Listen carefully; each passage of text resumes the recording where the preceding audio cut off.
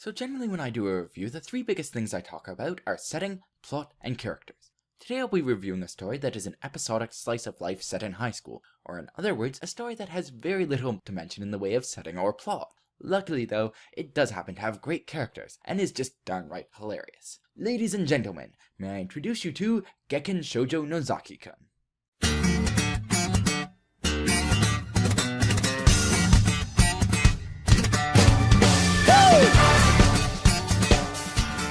The plot of Gekkan Shoujo runs something like this. Our heroine, Sakura, has a huge crush on this guy, Nozaki. She tries to confess to him, but due to just a bit of confusion, she instead ends up going over to his house, discovering that he's a shoujo mangaka, and becoming his de facto assistant.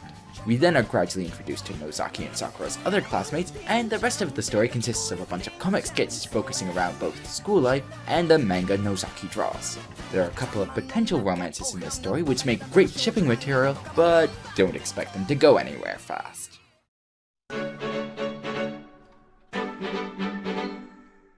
My temptation is to make this section really long, given how much I like the characters in this series, but I'll try and keep it reasonably succinct.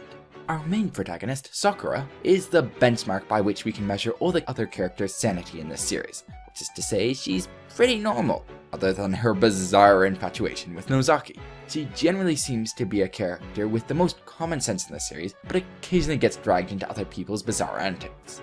Then we have the titular character, Nozaki. He's straightforward, pragmatic, hardworking, and occasionally extremely dense when it comes to other people's feelings, especially Sakura's. How he ended up being a popular shoujo mangaka, given his limited understanding of romance, is beyond me, but watching him come up with story ideas is pretty entertaining. Next up is Miko Shiba.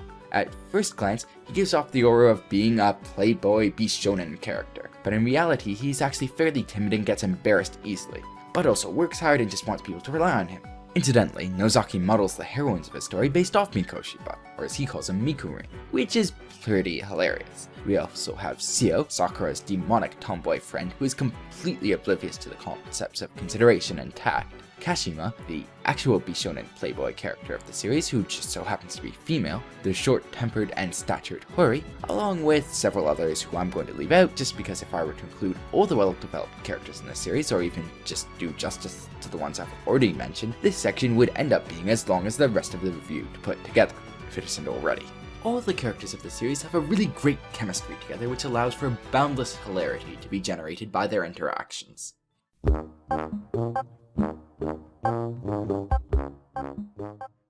Gekkan Shoujo is one of the funniest manga I've read in quite a while. This is a series that is not safe for work, not because of any inappropriate content, but because your coworkers will get fed up of listening to you howl with laughter.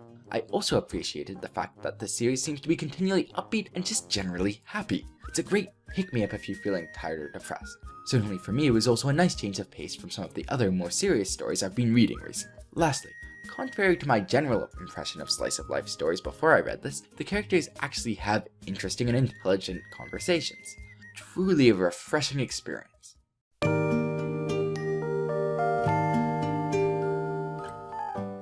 So there isn't anything that I think is particularly wrong with this series.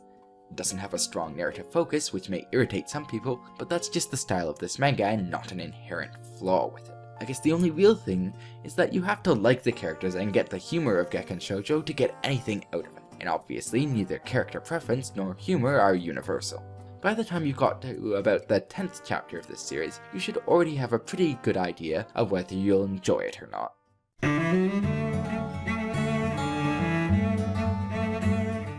As you can probably tell from this review, I really enjoyed Gekkan Shoujo. If you want a deep story with lots of drama, romance, and action, then this is not the manga you're looking for. Move along. However, if you want something that's light and funny, you can't do much better.